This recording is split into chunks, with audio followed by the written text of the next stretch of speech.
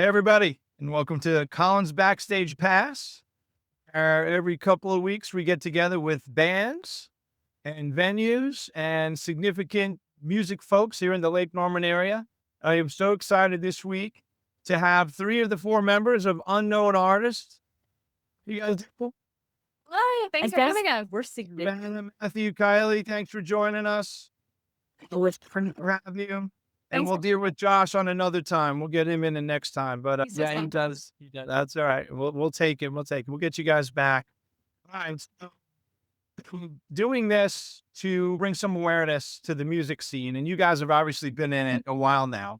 You know, I used to call you guys kids. You're not kids anymore. You're young adults. You're musicians, right? Every time I pick you in my weekly, I try to figure out the right words to say because you're on so much older than you guys. But anyway, so who wants to take on? It's probably Savannah, but who's going to take on the "How do you all started" question? Someone else can. Oh, all right. Got it? Yeah, I sure. But we were actually met through a teacher. Probably a lot of other musicians in Lake Norman will know his name. His name was Carl Gunther. Yep. And I took bass from him. Savannah started with music theory from him, and Matthew was taking guitar lessons from him at the time. And he put us all in a group chat. Was like, you guys need to get together and form a group because he was known for putting together bands. And so we met in person and like gelled, hit it off. And then we ended up hooking up with Josh through Savannah because he's a good friend of hers, longtime family friend, used to play at their outdoor music parties and things like that a lot. And so we had a rehearsal with him. It was like magic from the start, and we just kept going from there. Yes. Thing I'll slide in there, just a little tidbit of information. I was actually was in another band before Unknown Artist that had started with Carl's group. And then I was the lead singer actually because that was before I really took guitar like super seriously. Vocals was my thing before that. And then for really no apparent reason, I just texted Carl one day and I was just like, I want to be a lead guitarist in a band. And then he was like, all right, I've got some people I can hook you up with. And then they started that group chat. And that's kind of how, yeah. But That's crazy how that just falls together, right? But when you get amazing musicians, you guys just gel. All right. So who picked the name and how did you get it? There's a couple versions of this story. We had a really hard time picking a name at the beginning. When we first started, we had a bunch of different options. We wrote them down on like pieces of paper, threw them in a hat, and then we each picked them out and we put a list of our top three. And of the top three, I think Unknown Artist came out as like second, third, or first across a couple different people's paper. Its total points overall was the highest. And so we ended up going with it, and it was suggested because we didn't know what we wanted to name ourselves. it was originally a placeholder that Carl had put in at our first show that we did because we Right. played a show before we had a name. We just ultimately didn't know what it was going to turn into either. Right. But Well, it makes sense because you were known. So logically, it made sense. Fantastic. Lucky opportunity that every time someone gets in their car and the phone doesn't recognize their car immediately, their first song is by Unknown Artist. everyone likes to make the joke of like, now you guys are known. So that's fun to say to us. Are you going to change the name soon? Is that how that's going to go? All right.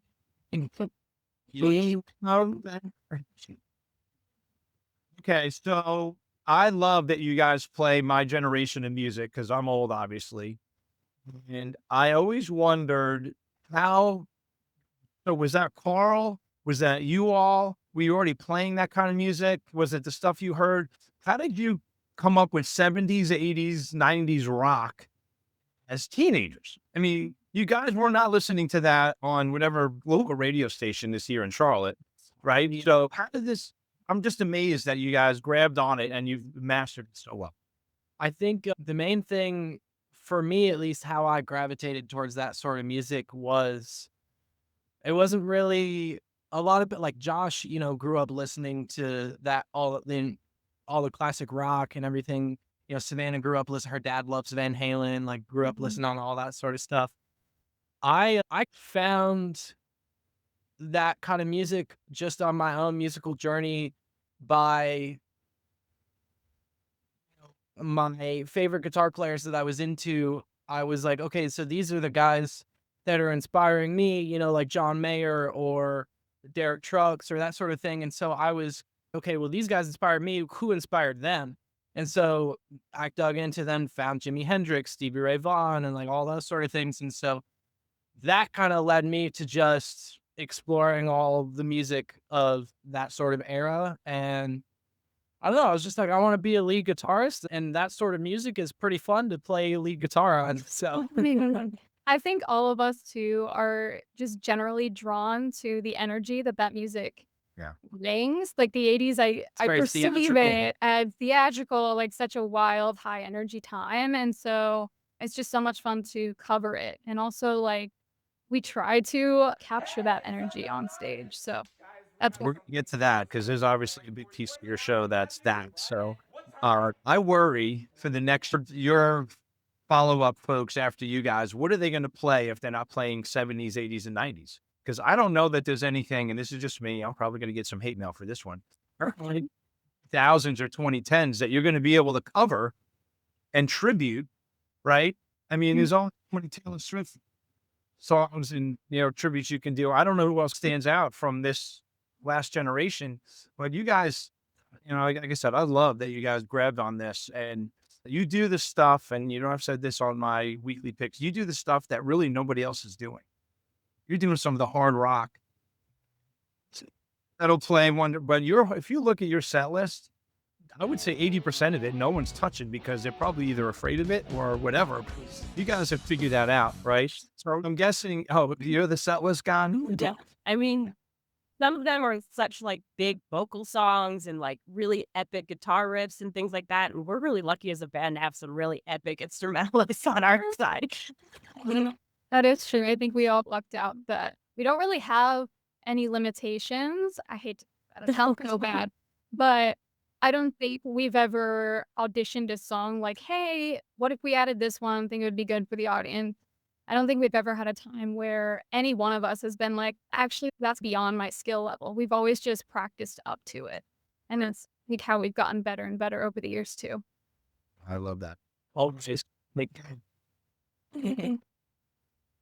So the performance, and that's a big word, right? Everyone says performance, but I've seen you guys transition over the years. And now there's choreography, there's video, there's audio, your opening is fantastic. You wake up one day and go, okay, let's change it. And you do this amazing, now it's like a Broadway show and this whole thing is going on. You got Aaron with the lights and you figured this out. And you guys were awesome when you started, but now this is like, holy crap.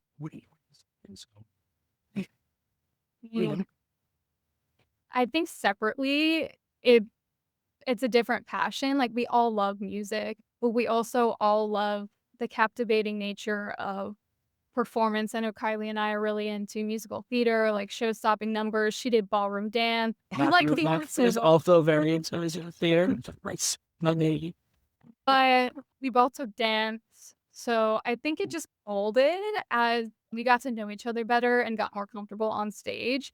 A lot of our choreography, even like there's been a few songs where we've sat down and been like, all right, let's come up with Sit and practice. Yeah, let's come up with an 8 or 16 count here of choreo. But a lot of it has been matching each other's energy on stage. And then it just sticks. Like I'm like, Kylie will do something cool. I'll match it from my peripheral vision mid-show.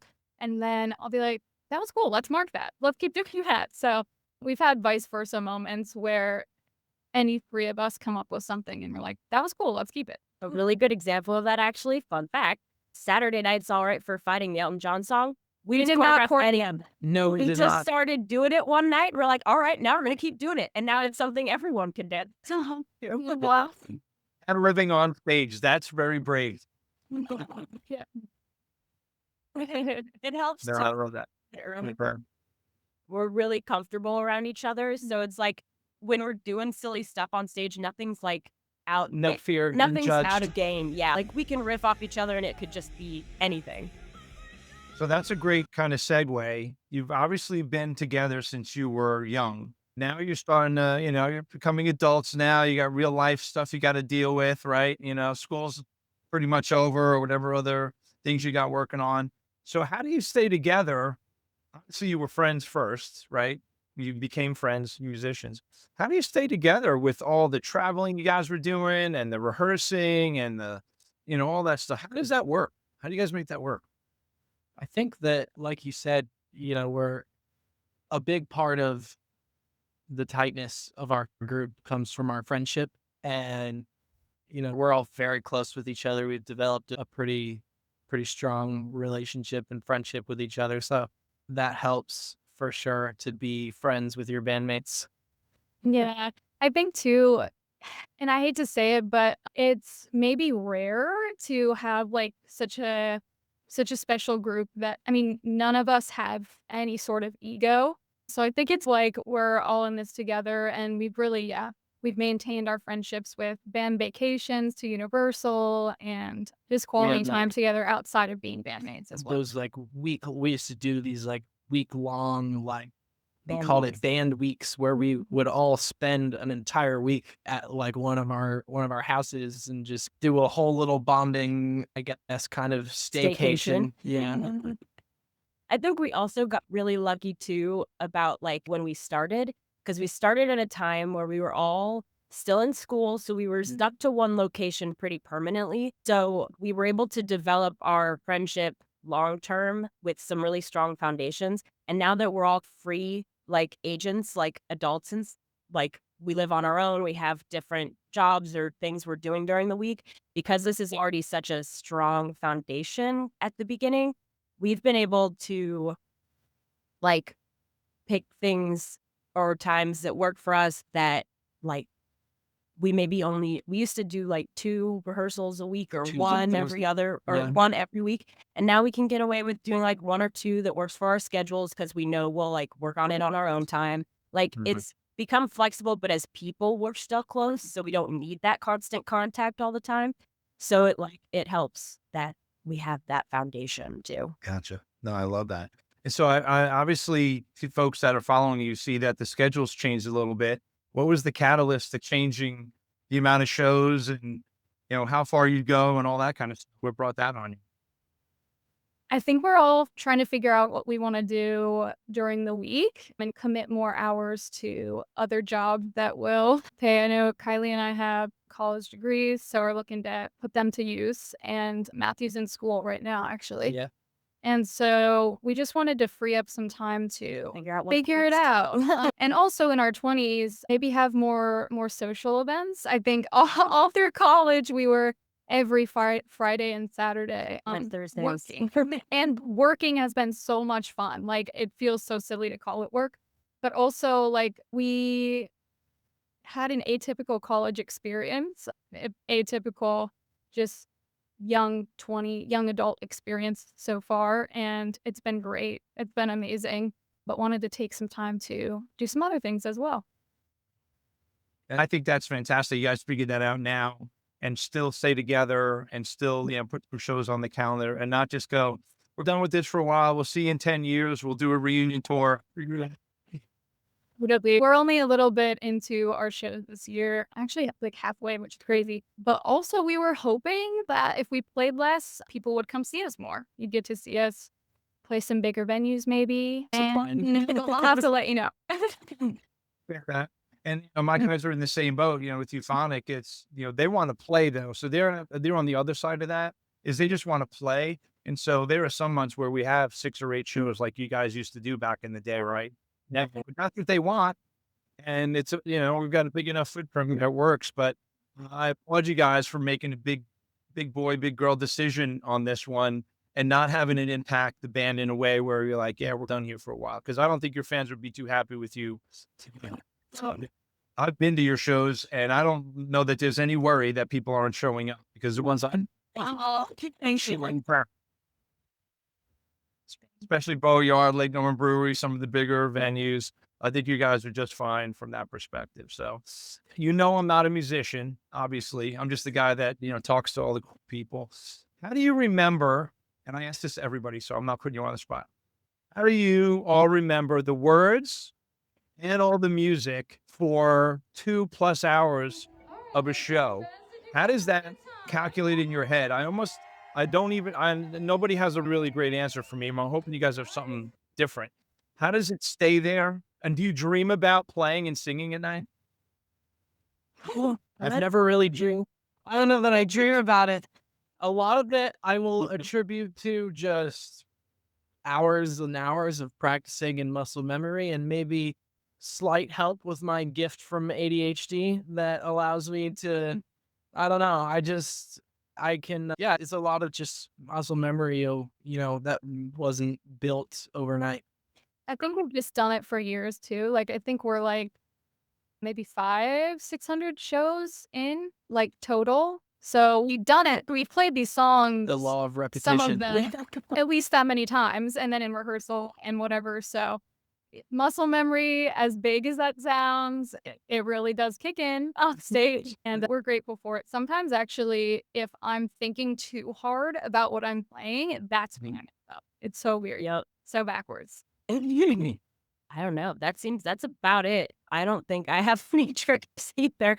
I don't know. I think when also starting out, we never I don't ever really remember a time where we learned 2 hours worth of music No. at one time. Mhm. Like, it was Right. always couple songs at a time, 2 or 3, work those up, play them at a showcase with Carl, and then work a couple more up. And then eventually we had Yeah, 3 hours. there was a good bit of time when we first started where we were adding 2 to 3 songs per week that we were just building and building.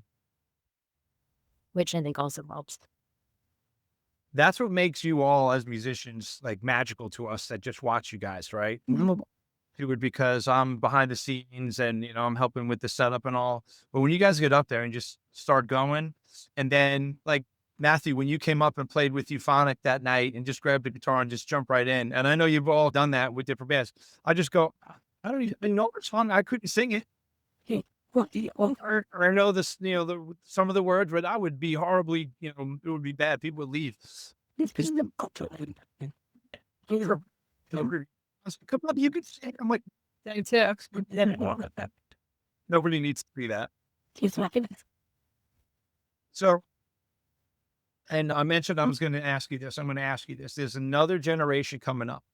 You got the next, Carl's group from School of Rock coming out, and they're looking to start bands, and they want to be famous, and they want to be on stage, and they want to be on social media and all the cool stuff that you guys do. I want to hear from each of you. What's your advice to them? And then I'm going to ask you what your advice would be to yourself. So, who wants to go first? Advice to the new generation. I think advice to the new generation, I would probably say, it's like you said before, you think of doing shows as coming and doing the music, you put a lot of work into it, but it's also a visual thing. So don't forget, it is still a performance. Maybe be intentional about your outfits or come up with choreography, whether it's not dancing, but you walk up to your other bandmate and jam for a second, or I don't know, things like that kind of can help keep it visually entertaining as well as musically impressive. Like, don't be the Beatles is what you're saying.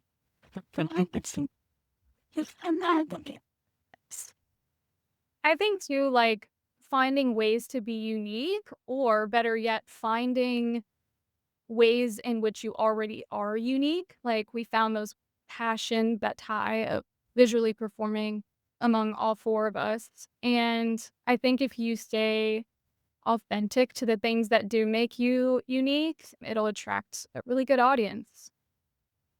Yeah, I definitely would say, along the similar lines of what they said, is it's really, the art of entertainment and performing is more than just the music. Obviously, it's important to sound good and practice and that sort of thing, but definitely it's about the entirety of the art and the performance, and Developing a product. yeah, people well, will buy into. also staying true to yourself and staying authentic, I think, is the biggest thing that, yeah. You're having a good time. The audience can tell. Smile, have a good time, act like you're having fun. I think you're spot on. That's absolutely fantastic. And people that go out to see live music, they will know if you're having a good night, if you guys like each other, if this is music we even, want to be playing, I totally agree 100% with everything you guys just said. All right. So now I want each of you to tell I'm going to pick a number, 16-year-old self, what you know now. What would you tell them? Gosh, there's so much you learn over the years. It's a minute show. I know that you think it's long 6 or 7 years, actually. So who wants to go first?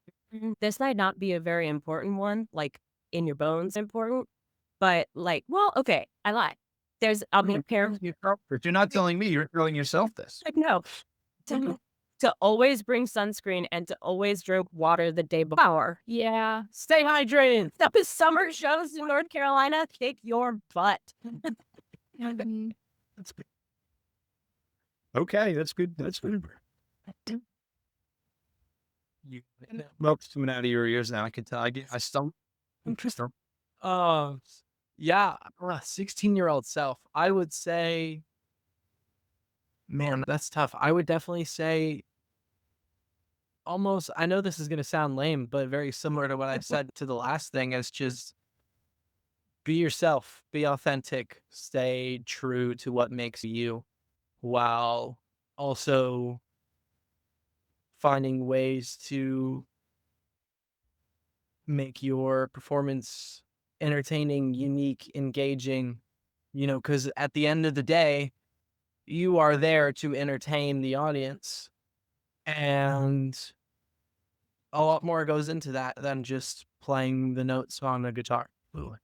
I think I would tell my 16, 17-year-old self to not put too much pressure on myself. I remember being my own worst critic, and I always have been. But I think I would tell myself to celebrate the wins or the victories more. When we did have a really good night, reflect on that too, and not just how to improve.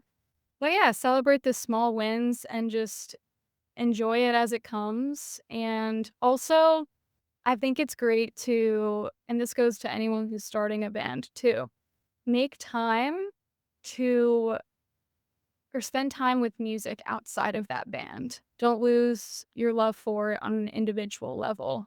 And yeah, maintain the love of music individually as well as with the band, of course. You guys are wise beyond your years already. Shoot. All right, so we're getting close to. I'm told you this is quick. We about 5 minutes left. I have 2 questions that I want to make sure I ask. Well, one is each of you have your own individual stuff going on, right? Right. Matthew, you mentioned you're in school now. Tell me what you're working on and what you foresee for yourselves in the next 5-10 years. Not with the band. I am, that's a loaded question. I'm currently studying music production and technology at Berklee College of Music online. So hopefully, that's, I want to go in the direction of being, doing a lot of production. Obviously, if you want to make a living in music, you got to have your hand in multiple pots. But yeah, definitely some more production work, mixing, that sort of stuff. I got a couple other projects that I'm working on the side, different bands. One that I am not quite allowed to talk about yet, but will be announced soon in the future. So be on the lookout for that. Yeah. All right. Next guest, man. I know what you're doing every day because I see all your videos. I don't know if is that the plan or you got other plans? That's true. I do work for Waves Entertainment right now, and they also own 158 on Main, which has live music pretty much every day of the week. So I'm doing a lot of content creation and marketing for those things. Also, musically songwriting for a local Christian artist. I play bass in that band, but also have written piano and acoustic parts as well as bass and vocals for that. It's been fun. Doesn't That's how I scratched the writing itch. And then I am doing a few dates with Heartbreaker in the fall. I'm going to Florida with them, some other spots as well. So I'm going to be playing Nancy Wilson, actually guitar with that. So that'll be fun.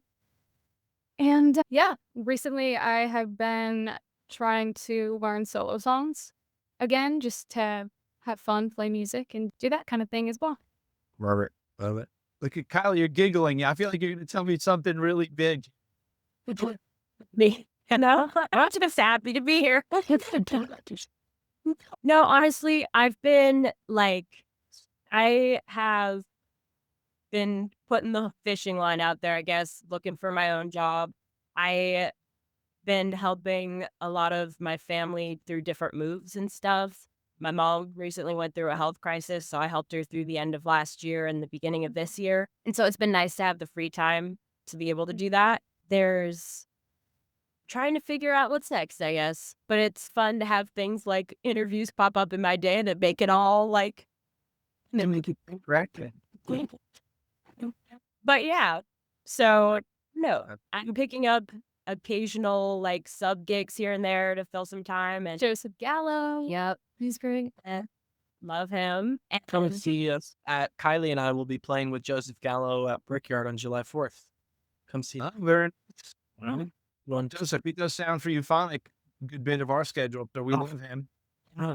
He's Such great. a good dude. Kylie and I also have another band in the works. Also not ready. Like, I'm so sorry. On my podcast, I love that this is happening. Yep. Secrets. Well, I'm going to need to re-interview you guys in a couple of weeks. It's not like you got so much going on. So I love the Heartbreaker thing because actually they're coming out this week. I mean, this is obviously not the time wise is going to be a little off, but they're coming out tonight. The interview on Connect, so you'll be able to see you, Stacey and Ron and I, have a nice conversation, and that's fantastic. I love that you guys all connect. I gotta believe that some of those connections are happening organically, but when we did Rock the Lake last year, you guys all were in that space. All the different bands were in that space. I was loving just watching you guys connect because everyone knew who everybody was, but some people didn't really know who was who. We're doing a lot. We're all playing all the time. So it was nice to support the fundraiser, but also get to see all the other bands and, I don't know, experience them live, really, some for the first time. Yeah. And also say hi to the people that we love in the Charlotte music industry as well. I love that. And obviously we're doing Rock the Lake 2 on September 21st. You guys will be part of that. Thank you again for being part of that. We got a couple of new names coming out this year too. So, your dad, Tim and I love working with him. He's fantastic. I'm a big fan of Eric and it's been great working with him and you guys obviously helping us out. So I was going to ask one more question, but we're out of time, guys. So I'm going to have to save it for the next one. Your schedule's too busy to fit me in, so we'll have to, artwork. I think that works out. So please get out and check out Unknown Artist at a venue near you in the Lake Norman area. Check them out online at Unknown Artist Band and on Facebook and I'm sure Instagram and all the other things that you guys do. So I wish you all personally and professionally a whole lot of luck. And, I'm a big fan and I appreciate you guys doing this with me. So thank you all and we'll see you at the next show. Thank you for having me. Yeah.